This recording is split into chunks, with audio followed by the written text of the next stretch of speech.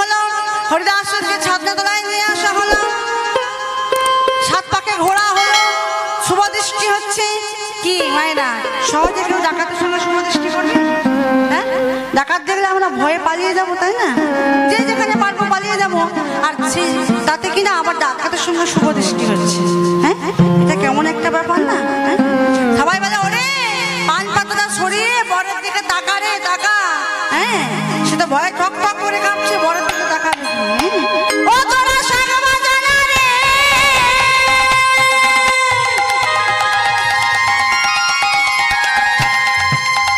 ও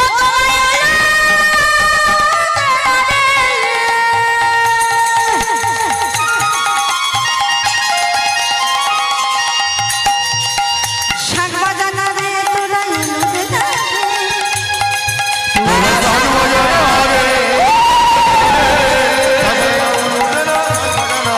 তোরা বাজানা রে তোরা উলু দে না রে, শাক বাজানা রে তোরা উলু দে না রে, তোরা শাক বাজানা রে উলু দে না রে, শাক বাজানা উলু দে না, শাক বাজানা রে তোরা শাক বাজানা রে তোরা উলু দে না রে, তোরা শাক বাজানা রে তোরা উলু দে না রে, তোরা উলু দে না রে। শঙ্খধ্বনি হলো, উলুধ্বনি হলো, শুভদৃষ্টি হলো, মালা বদল হলো, অবশেষে সিঁদুর দান সমাপন হলো। বিবাহ করে হরিদাস কি করেছে, নববধূকে নিয়ে পরদিন প্রভাত হতে না হতেই চললেন পিতৃয়ালয়ে। যখন ঘরের লক্ষ্মী যখন দরজায় গিয়ে দাঁড়িয়েছে, মাধবাচার্য সবাইকে ডাকছে, ওরে তোরা কে কোথায় গেলি, আয় আয় আয়, আমার ঘরের লক্ষ্মীকে বরণ করে ঘরে তোল। ও মা লক্ষ্মী এলো ঘরে,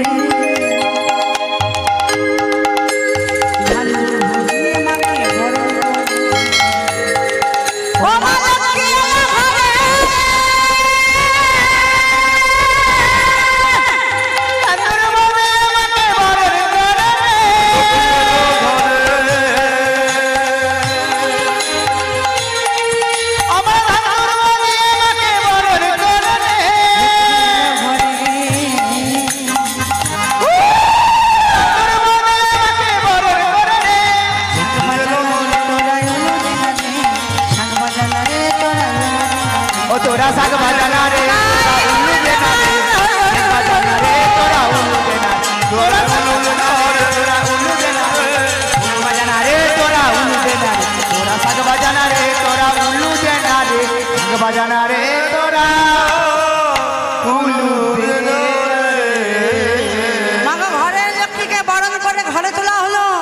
হ্যাঁ, দিনের পর দিন চলেছে, মাসের পর মাস চলেছে। হরিদাস কি পরিবর্তন হলো মা? হ্যাঁ, পরিবর্তন ছেড়ে আর হলো না। কি বলে যে নয় নয় সে কি 90 হবে? হ্যাঁ, কথা বলে না, যে নয় নয় সে 90ও নয়। হ্যাঁ, বাবা ছোট থেকে মানুষ করলো, এত কষ্ট করলো, পাড়া প্রতিবেশীগণ সবাই বলছে। হ্যাঁ, সে যখন পরিবর্তন হলো না, বিয়ে দিয়ে সে পরিবর্তন হবে? হ্যাঁ, পরিবর্তন হলো না। কি মায়ের কথায় বলে না যে ভগবান যা করে মঙ্গলের জন্য। কি মা বলে তো? হ্যাঁ, আমরা বলি না ভগবান যা করে মঙ্গলের জন্য। কি মায়েরা জানেন তো ভগবান যা করে মঙ্গলের জন্য? একটা ছোট করে একটা কথা বলি। হ্যাঁ, এই প্রসঙ্গে মনে পড়ে যায় আর কি। একদিন রাজসভাতে, ভরা সভাতে রাজার এখন একটা আঙুল এখন কেটে যায়। রাজার যখন আঙুলটা যখন কেটে গেল, হঠাৎ মন্ত্রী বলে উঠল মৃদু হেসে, মহারাজ ভগবান যা করে মঙ্গলের জন্যই করে। রাজা মনে মনে ভাবছে, আমি এই রাজ্যের রাজা, মন্ত্রী হয়ে আমাকে এই কথা বললো, আমার হাত কেটে গেছে, মন্ত্রী আমাকে বলছে যে ভগবান যা করে মঙ্গলের জন্য। কি মায়েরা কথাটা কি ঠিক বললো? হ্যাঁ, আমি এই রাজ্যের রাজা, আমি সবাইকে চালনা করি, আমি এই রাজ্যের সবাই রাজা, আর আমাকে বলছে কিনা ভগবান যা করে মঙ্গলের জন্য। রাজা কি করেছে, মনে মনে ভাবলো, দাঁড়া ও বেটাকে একদিন ব্যবস্থা করবো। কি করেছে, একদিন কি করলেন, ওই রাজা মন্ত্রীকে সঙ্গে নিয়ে শিকার করতে চলেছে বনের মধ্যে। হ্যাঁ, রাজা কিন্তু মনে মনে ছকে রেখেছে ওকে আমি বিপাকে ফেলবো। হ্যাঁ, বনের মধ্যে যখন শিকার করতে চলেছে, সারাদিন রাজা আর মন্ত্রী রাজা এখন দেখলেন ওই বনের মধ্যে একটা বড় একটা গভীর একটা গুহা রয়েছে, হ্যাঁ, যার মধ্যে পড়লে কিন্তু হঠাৎ ওঠা যাবে না। হ্যাঁ, রাজা যখন ওই গুহাটাকে দেখেছে মনে মনে ভাবলো ওই বেটাকে আজ গুহার মধ্যে ফেলে দেবো। তাই কি করেছে, ওই মন্ত্রীকে সঙ্গে করে নিয়ে যখন বনের মধ্যে যখন হেঁটে চলেছে, আর মন্ত্রী মশাই এখন না দেখে শুনে এখন সেই গুহার মধ্যে পড়ে গিয়েছে। যখনই গুহার মধ্যে পড়ে গিয়েছে, হ্যাঁ, রাজা তখন উপরে দাঁড়িয়ে দাঁড়িয়ে হাসছে আর বলছে, মন্ত্রী, ভগবান যা করে মঙ্গলের জন্যই করে। রাজার তো খুব আনন্দ হচ্ছে যে যাই হোক আমি প্রতিশোধ নিতে পেরেছি। কি মায়েরা আনন্দ হবে না? হ্যাঁ, আমি প্রতিশোধ নিয়েছি, খুব আনন্দ হচ্ছে। হ্যাঁ, যখন রাজা এখন ওই গুহার মধ্যে ফেলে দিয়ে এবার রাজসভায় ফিরে যাচ্ছে, ওই রাজসভায় ফেরার পথে ওই বনের মধ্যে এক মা কালীর পূজারী ওই নরবলি দেবে বলে এখন একটা মানুষ খুঁজছিল। হ্যাঁ, যখন রাজাকে দেখতে পেয়েছে, রাজার হাতটা গিয়ে ধরেছে, ধরে টানতে টানতে টানতে টানতে যখন ওই মন্দিরে নিয়ে গিয়েছে, হ্যাঁ, স্নান করিয়েছে, গলায় মালা দিয়ে যা যা করার উপকরণ সবকিছু করেছে। যেই না এবার বলি দিতে যাবে, দেখছে রাজার হাতে এখন একটু ক্ষত চিহ্ন রয়েছে। হ্যাঁ, কি ক্ষত চিহ্ন থাকলে কি আর হবে, বলি দেওয়া যাবে না। হ্যাঁ, তাই কি করেছে, মহারাজকে রাজাকে ছেড়ে দিয়েছে। যখনই রাজাকে ছেড়ে দিয়েছে, রাজা মনে মনে একটু অনুতপ্ত হলো। হ্যাঁ, রাজা মনে মনে একটু অনুতপ্ত হলো যে না হয় মনে হয় আমার ভুলই হয়েছে। মন্ত্রী বলেছিল না যে ভগবান যা করে মঙ্গলের জন্য। হ্যাঁ, তাই মনে মনে একটু অনুতপ্ত হয়ে রাজা কি করেছে বলে, না ও বেটাকে গিয়ে এবার তুলে নিয়ে আসে। কি করেছে, এবার গুহার কাছে গিয়ে যখন এবার মন্ত্রীকে যখন উপরে তুলেছে, বলছে, কি মহারাজ কি হলো? হ্যাঁ, ভগবান যা করে মঙ্গলের জন্য করে তো। হ্যাঁ, বলে, হ্যাঁ মন্ত্রী, তুমি কথাটা ভুল বলনি। হ্যাঁ, আজ তোমার জন্য কিন্তু আমি বেঁচে গেলাম। হ্যাঁ, যদি আমার আঙুলটা না কাটা থাকতো আর তুমি যদি না গুহার মধ্যে থাকতে, হ্যাঁ, তাহলে কি হতো, নাই তোমাকে নিয়ে যেত নাই আমাকে নিয়ে যেত। হ্যাঁ, তাই গৌর প্রেমানন্দে। তাহলে ভগবান যা করে মঙ্গলের জন্যই করে। ছেলে পরিবর্তন হলো না মা। হ্যাঁ, মনে বড় স্বাদ নিয়ে আশা নিয়ে ছেলের বিয়ে দিয়ে ছেলে পরিবর্তন হবে। ছেলেকে আর কেউ ডাকাত বলবে না, কেউ চোর বলবে না। হ্যাঁ, কিন্তু শেষমেশ ছেলে পরিবর্তন হলো না। দিনের পর দিন, মাসের পর মাস কেটে গেল, ছেলে আর পরিবর্তন হলো না। মাধবাচার্য গৃহদেবতা গোপীনাথের কাছে গিয়ে, গোপীনাথের মন্দিরে গিয়ে গোপীনাথকে বলছে, গোপীনাথ, তুমি তো আমার কোনো আশাই পূর্ণ করলে না গোপীনাথ। মনে ভেবেছিলাম ছেলের বিয়ে দিলে বোধহয় ছেলে পরিবর্তন হবে, কিন্তু ওগো গোপীনাথ, আমার ছেলের বিয়ের পরে তো ছেলে আরো ভয়ঙ্কর হয়ে উঠেছে। আমার তো কোনো আশাই পূর্ণ হলো না। হ্যাঁ, এখন আমি কি করব? হ্যাঁ, কেমন করে এই সন্তানের জন্য আমি বাইরে মুখ দেখাবো, আর ওই যে পরের মেয়ের দায়িত্ব নিয়েছে তার বা কি হবে? ঠাকুর ঘরের মধ্যে খুব কাঁদছে আর মনের দুঃখ কষ্ট জ্বালা যন্ত্রণা বেদনার কথা ওই গোপীনাথের কাছে বলছে। আর এই কান্নার শব্দ পাশের ঘরে বৌমা ছিল তারা দেবী, হ্যাঁ, ওই পুত্রবধূ ছিল। মনে মনে ভাবছি, হঠাৎ কান্নার শব্দ কোথা থেকে আসছে। তাড়াতাড়ি করে এ ঘর ও ঘর খুঁজে দেখছি যে ঠাকুর ঘরের মধ্যে দিয়ে আসছে। তাড়াতাড়ি করে ঠাকুর ঘরের দরজাটা যখন দেখছে শ্বশুর মশাই বসে বসে কাঁদছে। বাবা, ও বাবা, বাবা, তোমার কি হয়েছে? তুমি অমন করে কাঁদছো কেন? বলো, তোমার ছেলে তোমাকে কিছু বলেছে? তুমি আমাকে বলো, তোমার কিসের দুঃখ, তোমার কিসের কষ্ট? ও বাবা, তুমি আমায় বলো না বাবা, তুমি আমায় বলো। আমাকে কেউ কিছু বলেনি বা। তাহলে তুমি অমন করে কাঁদছো কেন? তোমার কিসের দুঃখ, তুমি আমাকে বলো। মানে আমার কোনো দুঃখ নেই, আমার কোনো কষ্ট নেই। আমার কি জানিস, আমার একটাই দুঃখ, একটাই কষ্ট এই সংসার জগতে। কি কষ্ট? আমি যখন এহলোকে থাকবো না, যখন আমি সংসার মা ত্যাগ করে যখন আমি বড়লোক গমন করব, বলতে পারিস মা, আমার গৃহদেবতা গোপীনাথকে কে নিত্য সেবা দেবে? বলতে পারিস মা, আমার গৃহদেবতা গোপীনাথের মন্দিরে কে নিত্য সন্ধ্যা প্রদীপ দেখাবে? বল বল, কে নিত্য পূজা অর্চনা করবে আমার গোপীনাথকে? তারা দেবী বলছে, কেন বাবা, আমি কি পারবো না? আমি কি পারবো না তোমার মন্দিরে, তোমার গৃহদেবতা গোপীনাথের মন্দিরে তোমার গোপীনাথের সেবা পূজা করতে? পারবে? তুই আমার গোপীনাথকে সেবা পূজা করবি?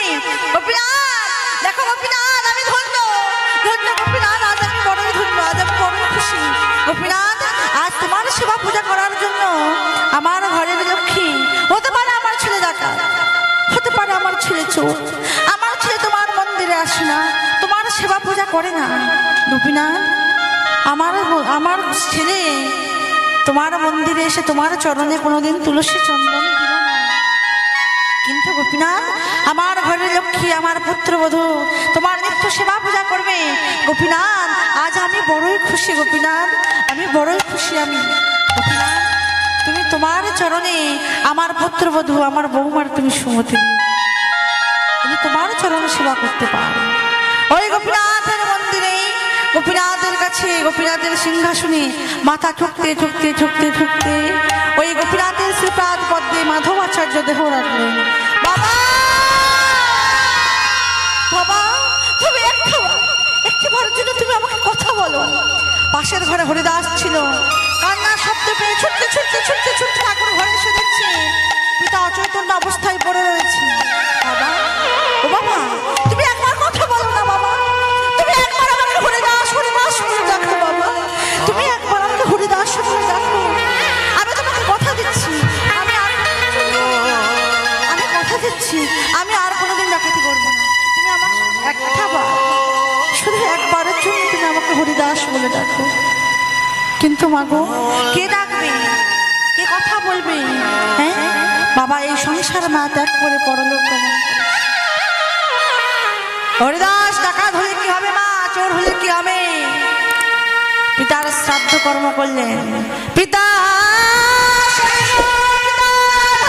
পিতা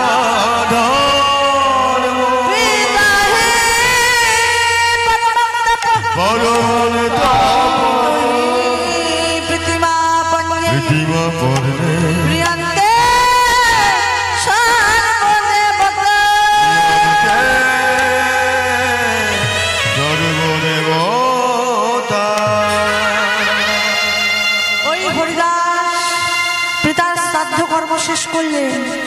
কিন্তু মাগো, আর শাসন করার মতো কেউ রইল না। কি আর কেউ রইল? মা বলতে কি জিনিস জানলো না। যাই হোক, বাবা ছিল, এতদিন শাসন করে এসেছিল, বাবার কথা এতদিন শোনেনি। কি মায়েরা কথাই বলে না, দাঁত থাকতে দাঁতের মর্ম বোঝে। হ্যাঁ, যখন বাবা ছিল, শাসন করত, তখন বাবার কথা কোনোদিন শোনেনি। হ্যাঁ, আর আজ বাবা নেই, আজ বাবার কি আর কি ডাকাতি করা বন্ধ করবে, আর কি চুরি করা বন্ধ করবে? মাধবাচার্যের ওই ছেলে, ওই হরিদাস আরো ভয়ঙ্কর হয়ে উঠল। হ্যাঁ, সবাই হরিদাসকে দেখে ভয় পায়। হ্যাঁ, শুধু হরিদাসকে দেখে নয়, হরিদাসের কণ্ঠ শুনে সবাই ভয় ঠক ঠক ঠক ঠক। ওই হরিদাস এত ভয়াল ভয়ঙ্কর হয়ে উঠেছে। হঠাৎ একদিন মধ্যরাত্রিতে মাথায় পাকড়ি বাঁধা। কি গো মায়েরা, ওই যে আপনারা যেমন কোনদিন ডাকাত দেখেন, আমারও কিন্তু এখন ডাকাত দেখার সৌভাগ্য হয়নি। হ্যাঁ, শুধু শুনে গেছি ডাকাত কেমন দেখতে। হ্যাঁ, কি টিভিতে দেখেছেন তো? হ্যাঁ, টিভিতে সিরিয়ালে আমরা দেখি না, আপনাদের মতো আমারও এখনো দেখার সৌভাগ্য হয়নি।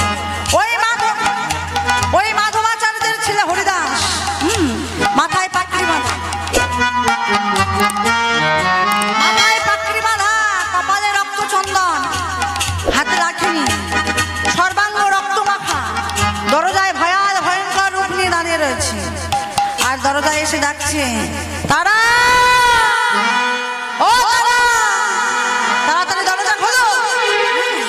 হঠাৎ মধ্যরাত্রিতে তাড়াতাড়ি করে তারা দেবী, স্বামীর কণ্ঠস্বর। তাড়াতাড়ি, বাবার স্বামী ডাকাত বলে কথা। তাড়াতাড়ি করে সে দরজা খুলে দেখছে স্বামীর সেই ভয়াল ভয়ঙ্কর। তারা দেবী কিন্তু জানে স্বামী ডাকাতি করে, কিন্তু স্বামীর রূপ কোনোদিন দেখেনি। দেখছে স্বামীর সর্বাঙ্গ রক্ত মাখা, কপালে রক্ত চন্দন, মাথায় পাকড়ি বাঁধা, আর হাতে একটা লাঠি নিয়ে ভয়াল ভয়ঙ্কর রূপ নিয়ে দাঁড়িয়ে রয়েছে দরজা। স্বামীর ওই রূপ দেখে স্তম্ভিত হলেন, কোনোদিন তো দেখেননি। হ্যাঁ, ঘরের মধ্যে নিয়ে এসে আসন পেতে বসালেন, স্বামীর চরণ ধৌত করে দিলেন। কি মায়েরা, এই যে মায়েদেরকে বলি, আমার বাবাদেরকে সেবা করেন তো, স্বামীদের চরণ ধৌত করে দেন তো? হ্যাঁ,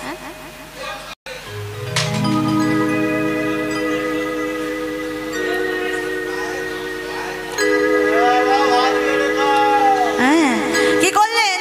যাই হোক, আর কথা, হ্যাঁ হ্যাঁ, কি করেছে?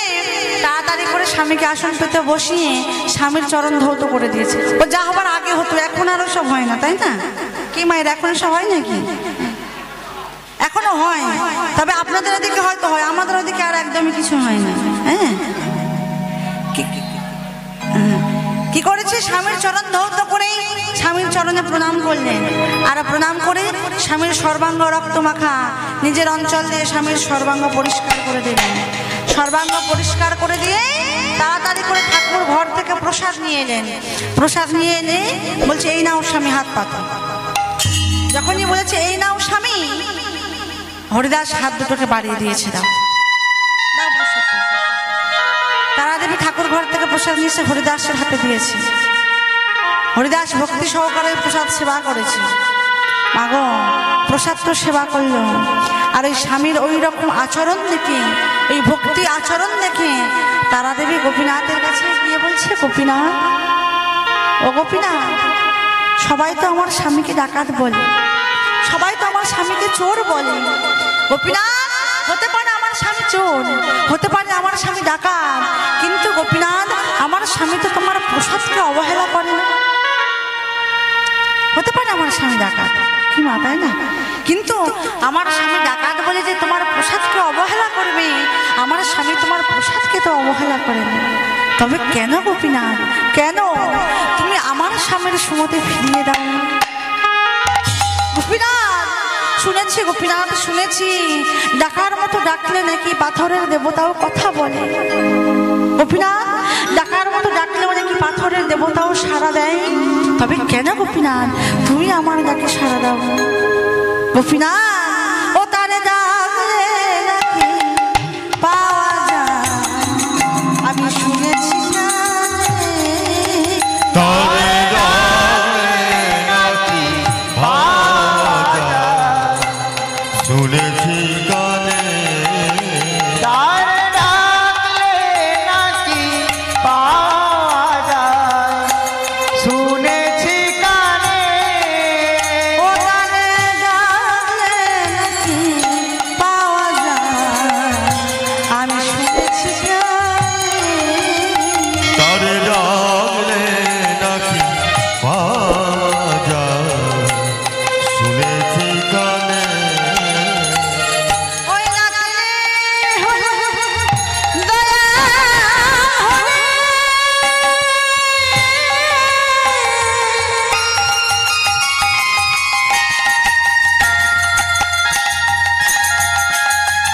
এই না দয়া হলে সর্বদা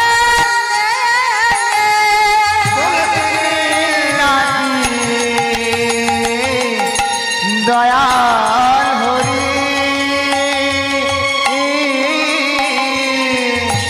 দয়া করে সর্বজনে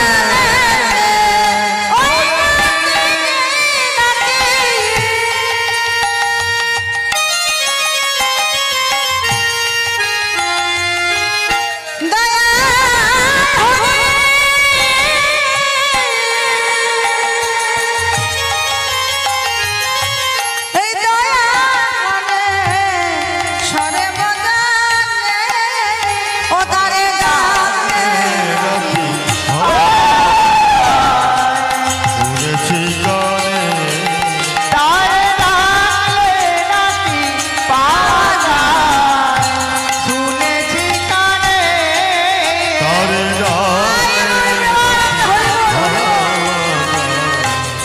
শুনেছি গানে। গোপীনাথ, তুমি আমার স্বামীর সুমতি ফিরিয়ে দাও। গোপীনাথ, তুমি আমার স্বামীর সুমতি ফিরিয়ে দাও। এইভাবে কাঁদতে কাঁদতে কাঁদতে কাঁদতে যখন ঠাকুর ঘর থেকে বেরিয়ে আসছে, মা গো, স্বামীর ডাকাত হলে কি হবে সব দিকে কিন্তু খেয়াল রয়েছে। যখন ঠাকুর ঘর থেকে বেরিয়ে আসছে, হরিদাস যখন লক্ষ্য করেছে তারাদেবীর চোখে জল। যখনই তারাদেবীর চোখে জল দেখেছে, হরিদাস তারাদেবীকে দেখে বলছে, এই যে, আরে বাবা তোমার চোখে জল কেন? আমার কাছে এসো। আরে আমার কাছে এসো।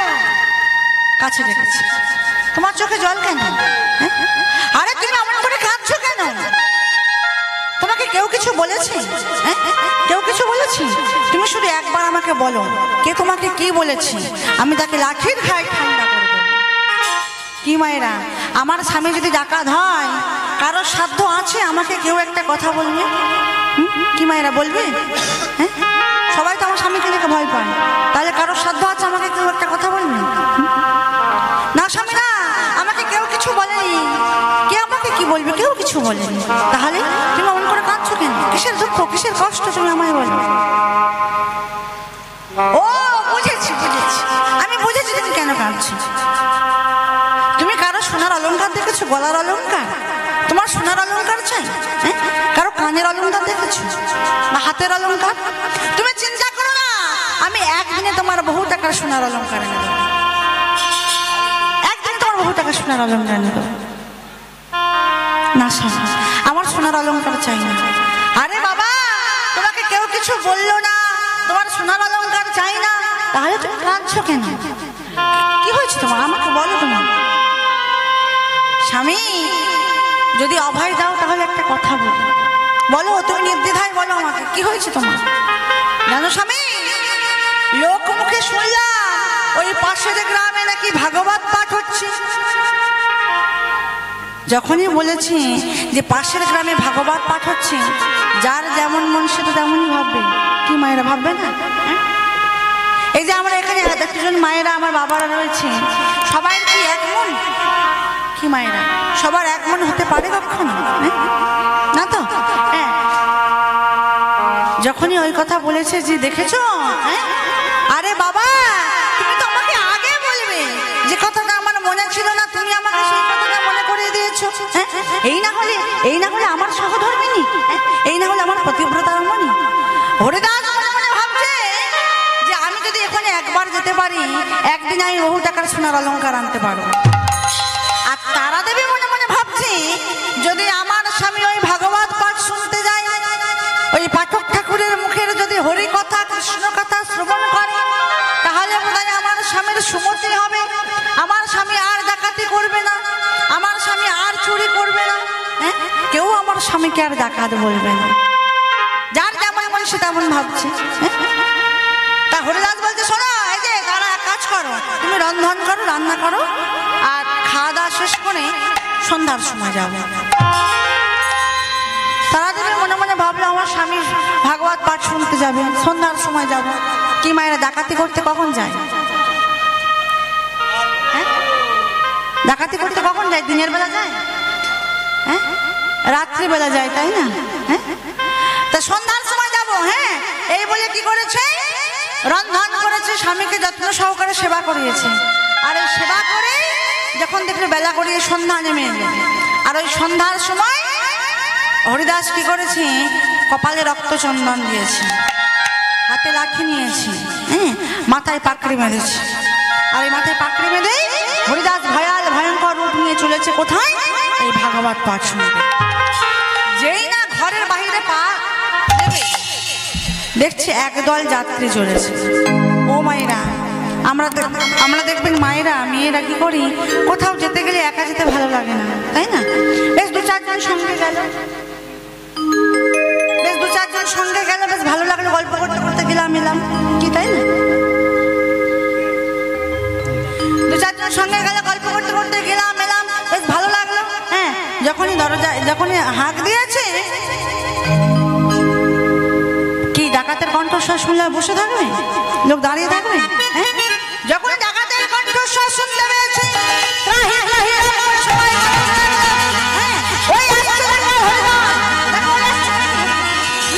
সবাই পালিয়েছে। হরিদাস ভাবছে, না না না, এখানে এই কজনের কাছে কতই বাকি আছে, তাই না? এই কজনের কাছে কতই বাকি আছে, তার থেকে এক কাজ করবো, যেখানে ভাগবত পাঠ হচ্ছে ওখানে যাই। হ্যাঁ, ওখানে না জানে অনেক মায়েরা আসবে, সবার কাছে কিছু না কিছু আছে, হ্যাঁ, নাই হাতের জিনিস, নাই কানের জিনিস, নাই গলার কি, এখন আবার সোনার অলঙ্কারের দাম কম, কি কম দাম না, হ্যাঁ, তাহলে গেলে ওখানে একদিনে বহু টাকার সোনার অলঙ্কার আনতে পারে। ওখানে বিলম্ব আর না করে চলেছে কোথায়, যেখানে ভাগবত পাঠ হচ্ছে। কি করেছে আজ হরিদাস মহানন্দে, যেখানে ভাগবত পাঠ হচ্ছে হরিদাস মহানন্দে সেই স্থানে এসে দাঁড়িয়েছে। যখনই হরিদাস এসে দাঁড়িয়েছে, দাঁড়িয়ে দেখছে যে যেদিকে মায়েরা বেশি বসে রয়েছে, হরিদাস মহানন্দে ওই মায়েদের দিকে ছুটে চলেছে, ওই ডাকাতি করছে, যার কাছে যা যা পাচ্ছে ডাকাতি করে নিচ্ছে, হরণ করে নিচ্ছে, হ্যাঁ, কিন্তু আবার কেউ কেউ বা ত্রাহি ত্রাহি রব করে পালিয়ে যাচ্ছে। কিন্তু এই মন্দিরের মধ্যে যিনি বসে রয়েছে, মন্দিরের মধ্যে যিনি বসে রয়েছে পাঠক ঠাকুর ভাগবত পাঠ করছিলেন, যখন এই হরিদাস মায়েদের মধ্যে গিয়ে সবার কাছ থেকে লুটপাট করে নিচ্ছে সোনা গহনা টাকা পয়সা, হ্যাঁ, এই মন্দিরের মধ্যে দিয়ে ভাগবত পাঠক ঠাকুর ঠিক সেই সময় গান ধরেছে, হ্যাঁ, ওই না যদি ডাকাতি ডাকাতি করতে হয় গো, ডাকাতি করার মতো করো না গো, ওই না যদি ডাকাতি করতে হয় গো, ও ডাকাতি করার মতো করো না গো, ওই না যদি ডাকাতি করতে হয় গো, ডাকাতি করার মতো করো না গো, যদি ডাকাতি করতে হয় গো, ডাকাতি করার মতো করো না গো, ওই না এ সংসারে অভাব কিছু রবে না, এ সংসারে অভাব রবে না গো। ওই না সংসারে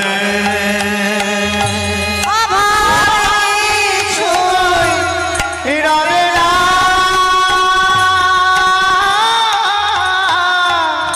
এই সংসারে রবে না।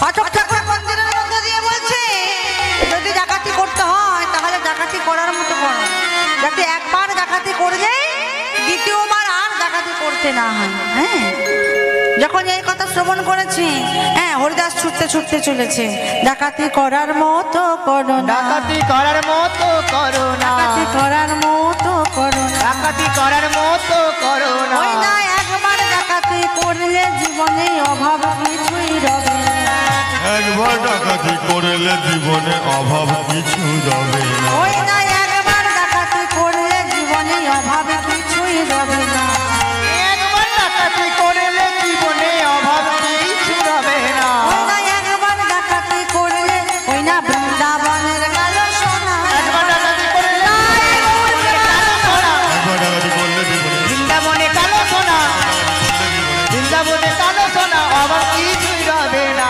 অভাব কিছুই রবে না। পাঠক ঠাকুর বলছে যদি ডাকাতি করতে হয় তাহলে ডাকাতি করার মতো করো, একবার ডাকাতি করলে দ্বিতীয়বার যেন আর ডাকাতি করতে না হয়,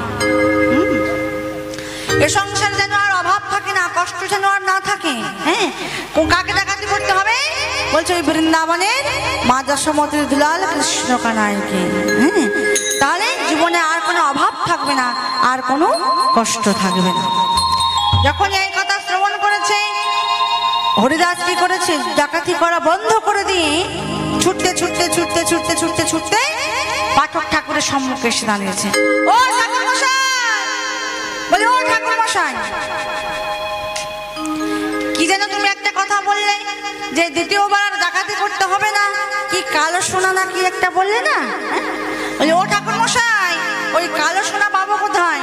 বলে ওই কালো সোনাকে পেতে গেলে তোমাকে যেতে হবে বৃন্দাবন। বৃন্দাবন সে আবার কোথায় গো? ডাকাত তো, বৃন্দাবন নামটাই কোনোদিন শুনেনি। বলে আরে হরিদাস চলে যাও তুমি মধুমায়াশ্রম বৃন্দাবনে। আর ওই বৃন্দাবনে গিয়ে মা দশমতির দুলাল কৃষ্ণ কানাইয়ের সর্বাঙ্গে আছে নবলক্ষ অলঙ্কার। আর ওই নবলক্ষ অলঙ্কারকে যদি তুমি একবার ডাকাতি করতে পারো তাহলে তোমার জীবনে আর কোনো অভাব থাকবে না, আর কোনো কষ্ট থাকবে না।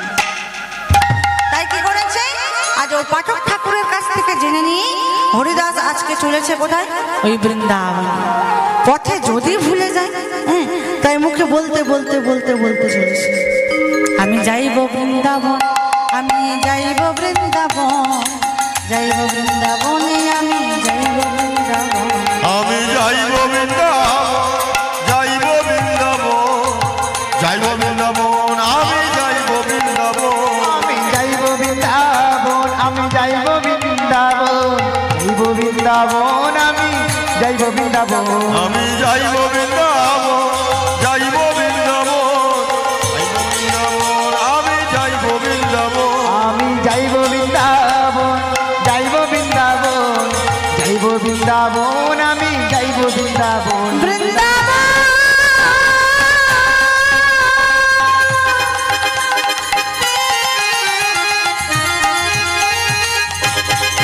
মধু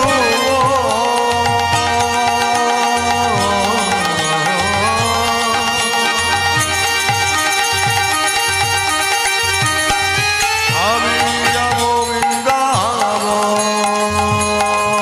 আমি যাইব বৃন্দাবন, যাইব বৃন্দাবন, যাইব বৃন্দাবনে, আমি যাইব বৃন্দাবন, আমি যাইব বৃন্দাবন, হরি হরি হরি, আমি যাইব বৃন্দাবন, আমি যাইব বৃন্দাবন, যাইব বৃন্দাবন, যাইব বৃন্দাবন, আমি যাইব বৃন্দাবন, আমি যাইব বৃন্দাবন, আমি যাইব বৃন্দাবন, যাইব বৃন্দাবন, আমি যাইব বৃন্দাবন। আজ বৃন্দাবন বৃন্দাবন বলতে বলতে হরিদাস চলেছে বৃন্দাবনের পথে। অনিদ্রা অনাহারে ক্ষুধায় তৃষ্ণায় ক্লান্ত হয়ে হরিদাস হেঁটে চলেছে দিনের পর দিন, আর পথ চলতে পারছে না। হ্যাঁ, ক্লান্ত অবসন্ন হয়ে হরিদাস এসে বসলেন একটা বটবৃক্ষের তলায়। আর ওই বটবৃক্ষের তলায় বসে হরিদাস মনে মনে ভাবছে, হে কৃষ্ণ কানাই, হে যশোমতির দুলাল, আর বোধহয় আমার বৃন্দাবনে যাওয়া হবে না, আর তোমাকে গিয়ে ডাকাতি করা হবে না, তোমার নবলক্ষ অলঙ্কারকে হরণ করা আমার হলো না। ভক্তাদিন ভগবান ভক্তের অন্তরের কথা জানতে পেরে মনের বাসনা পূর্ণ করবেন বলে ভক্তাদিন ভগবান কি করেছে, ওই হরিদাসকে সেবা করানোর জন্য কি করেছে, ছোট্ট একটা বালকের বেশ ধারণ করেছে। ছোট্ট একটা বালকের বেশ ধারণ করে কাঁধে একটা দধির ভাণ্ড নিয়েছে। হ্যাঁ, কাঁধে দধির ভাণ্ড নিয়ে আজ হরিদাস চলেছে। আজ চলেছে কোথায়? ভক্তাদিন ভগবান হরিদাসের কাছে চলেছে আর বলছে, হরিদাস দধি খাবে গো, দধি খাবে গো, দধি খাবে গো, দধি খাবে গো, দধি খাবে গো। এই দধি খাবে দধি খাবে বলে হাঁকতে হাঁকতে হরিদাসের সম্মুখে এসে দাঁড়িয়েছে। বলে, ও হরিদাস, তুমি দধি খাবে গো? হ্যাঁ, হরিদাস তো সেই ছোট্ট বালকের দিকে তাকিয়ে রয়েছে। হ্যাঁ? হরিদাস মনে মনে ভাবছে, আগে তো কখনো আমাকে দেখেনি। কি মায়েরা, আগে কখনো আমাকে দেখেছে? দেখেননি তো। হঠাৎ যদি আমার নাম ধরে, নাম ধরে যদি ডাকেন, তাহলে আমি একটু অবাক হব না? তা আগে তো আমাকে কখনো দেখেনি, তাহলে আমার নাম জানলো কেমন করে? কি গো ও বলো, দধি তো খাবো, কিন্তু বলো তো তুমি আমার নাম জানলে কেমন করে? তুমি তো আগে কখনো আমাকে দেখো না। হ্যাঁ, তখন হরিদাস বলছে, শোনো, আমরা হলাম বৃন্দাবনবাসী।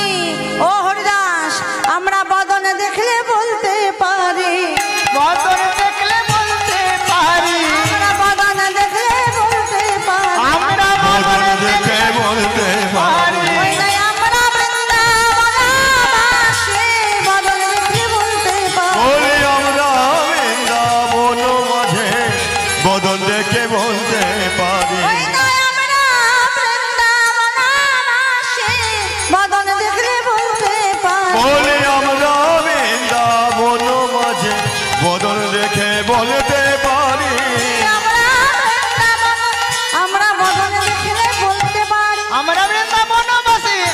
বলতে পারি আমরা বন্ধু বৃন্দাবনবাসী, বদন দেখে বলতে পারি আমরা বৃন্দাবনবাসী, বদন দেখে আমরা বদন দেখে বলতে পারি, বদন দেখে বলতে পারি। ও হরিদাস, এই যে আমরা হলাম বৃন্দাবনবাসী, আমরা বদন দেখলেই বলতে পারি। কি করেছে হরিদাসকে বলছে, হরিদাস তুমি দধি খাবে গো? দধি খাও। বলছে আমার কাছে তো কোনো পয়সা নেই, আমি কেমন করে দধি খাবো বলো? হ্যাঁ, বলে শোনো আমাকে কোনো পয়সা দিতে হবে না, আজ থেকে তুমি আমার বন্ধু হয়ে। এই বলে কি করেছে, আজ হরিদাস হাত পেতে রয়েছে। ভক্তাদিন ভগবান দধিওয়ালার বেশ ধারণ করে ভক্তের হাতে নবনী দিচ্ছে, দধি দিচ্ছে, আর ভক্তাদিন ভগবান দধি দিচ্ছে, আর ভক্ত সেই দধি সেবা করছে। যখন দধি সেবা করে উদর পরিপূর্ণ করে দধি সেবা করেছে, আর দধি সেবা করে যখন তাকিয়েছে, নয়ন মেলে তাকিয়েছে, দেখছে সেই ছোট্ট দধিওয়ালা বালকবেশী গোবিন্দ দধিওয়ালা সেখানে আর নেই। যখনই সেই গোবিন্দকে দেখতে না পেলেন, তখন চিৎকার করে উঠলেন, হরিদাস বন্ধু, দেখা দাও গো বন্ধু, ও বন্ধু, ও বন্ধু, দেখা দাও, দেখা দাও,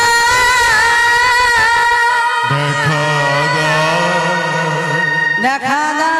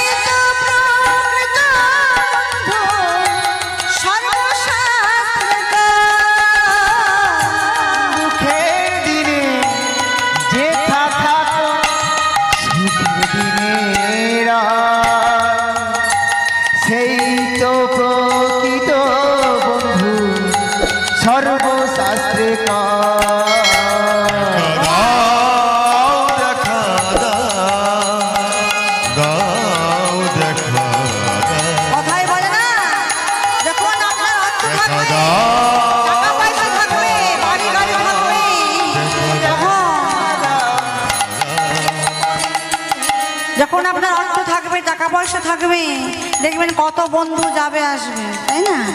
আর দেখবেন যখন আপনার পকেট ফাঁকা, তখন দেখবেন কোনো বন্ধু আর নেই। কি আসবে? আর অসময়ে যে জন পাশে থাকে সেই হলো প্রকৃত বন্ধু। সুখের দিনে যেথা থাকো, বলছে সুখের দিনে তোমার দরকার নেই, তুমি আমার দুঃখের দিনে তুমি আমার সাথে থেকো। হ্যাঁ, দুঃখের দিনে সেই তো প্রকৃত বন্ধু সর্বশাস্ত্রিক। দেখা দাও, দেখা বন্ধু, দেখা দাও, ও গো বন্ধু, দেখা দাও,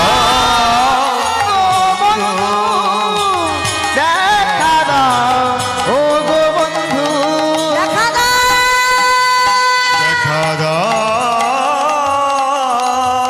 দেখা দাও,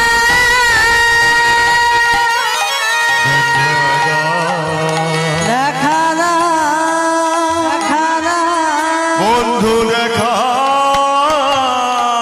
দাও। দেখা দাও বন্ধু।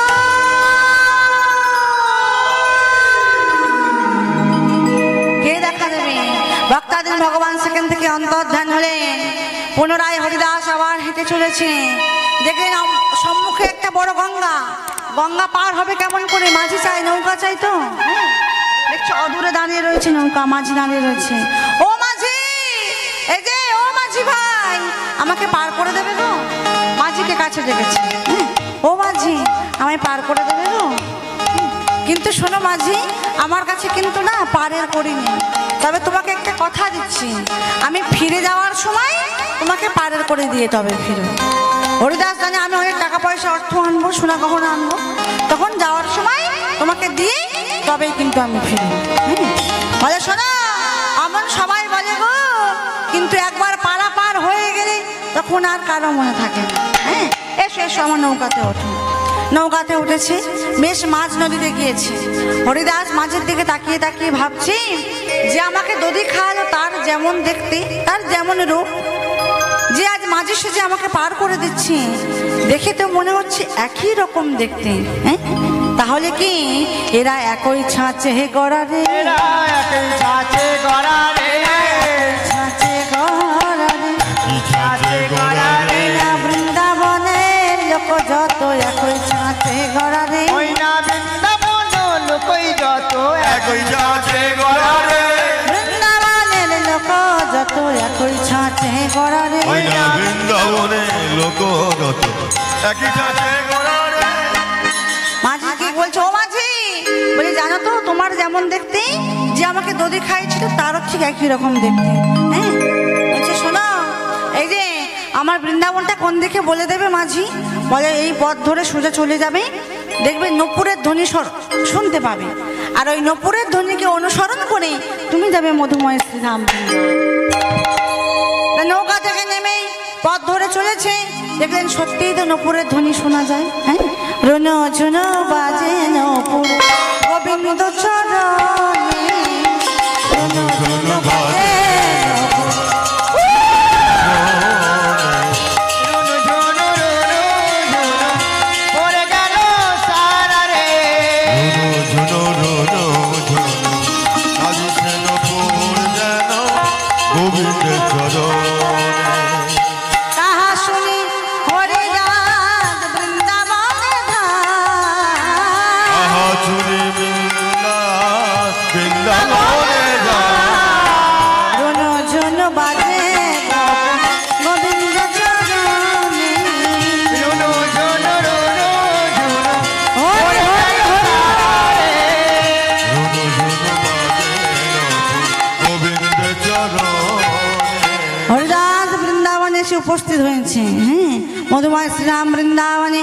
এদিকে মা যশোমতী মা আমার নন্দালয়ে রয়েছে।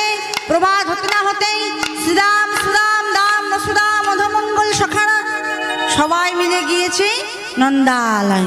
কানাইকে ডাকছে, কানাই ডাকছে, কানাই, এই কানাই, এই কানাই।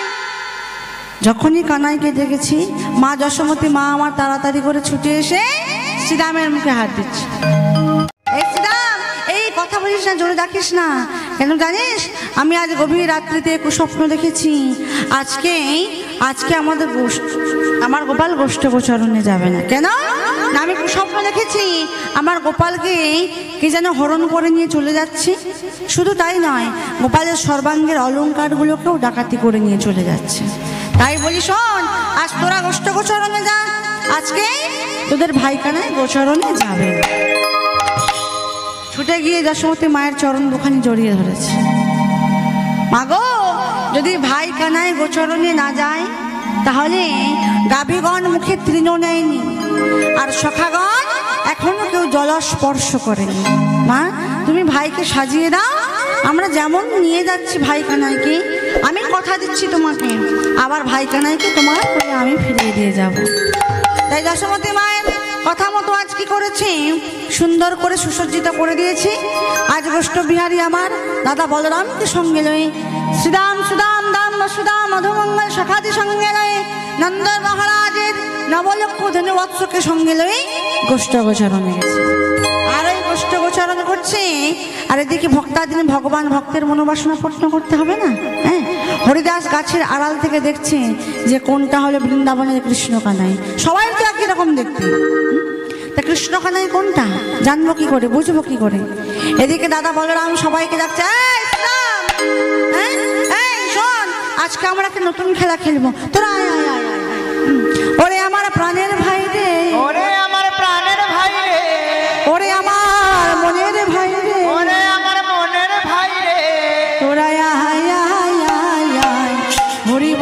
খেলবো নিরঞ্জন। ওরে আমার প্রাণের ভাই রে, ওরে আমার মনের ভাই রে, তোরা আয় আয় আয় আয়, হরি বলে খেলবো নিরঞ্জন। তোরা আয় আয় আয় আয়, হরি বলে খেলবো নিরঞ্জন। তোরা আয় আয় আয় আয়, হরি বল খেলবো নিরঞ্জন। আবার প্রীতম জলা ভৈরবে না ভব পারা পা, হরি নামে মনমনায়ে ভুলবো না। পিতার জ্বালা দূর হয় না, সব পারা পার। আবার হরি নামে মনমনায়ে ভুলবো না। তোরা আয় আয় আয়, হরি বলে খেলবো নিরঞ্জন। তোরা আয় আয় আয় আয় আয়, হরি বলে খেলবো নিরঞ্জন। তোরা আয় আয় আয়, হরি বল খেলবো নিরঞ্জন। সবাইকে নিয়ে মনের আনন্দে খেলায় মেতে উঠেছি। এদিকে ভক্তাধীন ভগবান ভক্তের মনের বাসনা পূর্ণ করবেন বলে সবার পিছনে মুরলীটি হাতে করে নিয়ে চলেছে। এই যে দাঁড়াও কৃষ্ণ কানাই, আমি জানি যার হাতে বাঁশি থাকবে সেই হবে মা যশোমতীর দুলাল কৃষ্ণ কানাই। দাঁড়িয়েছি, তুমি বৃন্দাবনের কৃষ্ণ কানাই? বলছে হ্যাঁ, আমি হলাম বৃন্দাবনের কৃষ্ণ কানাই। ও তুমি তাহলে কৃষ্ণ কানাই? হ্যাঁ। বলছে হ্যাঁ হরিদাস, আমি হলাম কৃষ্ণ কানাই। তুমি যাকে ডাকাতি করবে বলে, যার নবলক্ষ অলঙ্কারকে হরণ করবে বলে এই বৃন্দাবনে এসেছো, আমি হলাম সেই। তবে শোনো, আর বিলম্ব করো না, নাও না আমার সর্বাঙ্গের অলঙ্কার খুলে নাও। এক এক করে অলঙ্কার খুলছে না, তাই কি করছে? ভগবান নিজেই ভক্তের মনের বাসনা পূর্ণ করবেন বলে মাটিতে নিজের গাত্র উড়ানি মাটিতে পেতেছে। নিজের সর্বাঙ্গের অলঙ্কার এক এক করে সবই খুলে দিয়েছে। সব খুলে দিয়ে এমনকি হাতের বাঁশিটাও দিয়ে দিয়েছে। হাতের বাঁশিটা দিয়ে পুটলিটাকে বেঁধে দিয়ে মাথায় তুলে দিয়েছে। যাও এবার তুমি ঘরে ফিরে যাও। তবে শোনো, তুমি ঘরে ফিরে যাও, কিন্তু তোমার সঙ্গে আমার আবার সাক্ষাৎ হবে। মহানন্দে হরিদাস গৃহের দিকে গমন করেছে, কিন্তু প্রথম আজ মনে মনে ভাবছে না না না, আমার তো বাড়িতে ফেরা হবে না। কেন? যে গোয়েন্দাগিরি করেছে তাকে দিতে হবে, আর আমি ডাকাতি করেছি, আমি নেবো অর্ধেক। তাই যেখানে ভাগবত পাঠ হচ্ছে, পাঠক ঠাকুরের কাছে গেছে, পুটলিটাকে নিয়ে মাটিতে ফেলেছে। ও ঠাকুর মশাই, এই যে তুমি গোয়েন্দাগিরি করেছিলে, তাই তোমার অর্ধেক, আর আমি গিয়ে নিয়ে এসেছি আমার অর্ধেক। এ নাও, তুমি অর্ধেক নিয়ে নাও। পাঠক ঠাকুর তো বুঝতে পারেনি ওর মধ্যে কি আছে। আরে বাবা, খুলে দেখো কি আছে এর মধ্যে। যখনই খুলেছে দেখছি নবলক্ষ অলঙ্কার ভগবান শ্রীকৃষ্ণচন্দ্র। পাঠক ঠাকুর হরিদাসকে জড়িয়ে ধরে বলছে, হরিদাস তুমি ধন্য, হরিদাস তুমি ধন্য। কত মনের ঋষি না পাই ধ্যানে, আর তুমি এনেছো তার মায়ার টানে। হরিদাস, সারা জীবন আমি গোবিন্দ চরণ সেবা করে গেলাম, গোবিন্দের চরণ পেলাম না। আজ তুমি ডাকাত হয়ে ডাকাতি করে তুমি গোবিন্দের চরণ পেলে। হ্যাঁ হরিদাস তুমি ধন্য, হরিদাস তুমি ধন্য, কিন্তু চাই না আমার এই অলঙ্কার। ও তুমি নেবে না তো? না নেবো না। পুটলিটাকে বেঁধে নিয়ে মাথায় তুলে নিয়ে গৃহের দিকে গমন করেছে। গৃহদ্বারে দাঁড়িয়েছে, মাথায় পুটলি নিয়ে। তারা দেবী দেখছে স্বামী দাঁড়িয়ে রয়েছে, মাথায় পুটলি আছে। এই যে ও তারা, শোনো একটা কথা বলি, এই পুটলিটাকে নিয়ে গিয়ে যত্ন করে আমার ঠাকুরের সিংহাসনের উপরে রেখে দিয়েছে। স্বামীর কথা মতো সেই স্বপ্ন পুটলিটাকে যত্ন করে নিয়ে যখন ঠাকুর ঘরে ঠাকুরের সিংহাসনের ওপরে রাখতে যাবে, দরজা খুলেছে, দেখছে সেই ঠাকুরের সিংহাসনের মধ্যে পাথরের গোপীনাথ আর নেই। পাথরের গোপীনাথ নেই। স্বামী, স্বামী তুমি দেখে যাও, দেখে যাও, আমার গোপীনাথ, পাথরের গোপীনাথ তো সিংহাসনের মধ্যে নেই, দেখে যাও আমার গৃহে থেকে এসেছে। তাড়াতাড়ি করে হরিদাস গিয়ে দেখছে, যার কাছ থেকে বৃন্দাবনে গিয়ে যার কাছ থেকে সর্বাঙ্গ অলঙ্কার খুলে এনেছে, সেই ভক্তাধীন ভগবান ভক্তের মনের বাসনা পূর্ণ করবেন বলেই কি করেছে, আজ ভক্তের বাড়িতে চলে এসেছে। শ্বেত বস্ত্র পরিধান, অলঙ্কার নেই, হাতে বাঁশি নেই, মোহন চূড়া নেই, পিত ধরা নেই, কিছুই নেই। যখন সিংহাসনে বিরাজমান দাঁড়িয়ে রয়েছে, হরিদাস এসে বলছে, যে ও কৃষ্ণ কানাই, তুমি আমাকে বলেছিলে তোমার সঙ্গে আবার সাক্ষাৎ হবে, তাই তুমি আবার আমার বাড়ি চলে এলে? হ্যাঁ চাই না তোমার অলংকার। তুমি ফিরে যাও বৃন্দাবনে। আমি বৃন্দাবনে গিয়ে তোমার কাছে গিয়ে তোমার নবলক্ষ অলংকার ফিরিয়ে দিয়ে আসবো। তুমি যাও, ফিরে যাও। আমি চাই না অলংকার, আমি অলংকার নেবো না। ভক্তাধীন ভগবান আমার বৃন্দাবনে গেলেন। আবার হরিদাস আর তারা দেবী সেই স্বপ্ন পুতলিটাকে যত্ন করে নিয়ে বৃন্দাবনে গেলেন।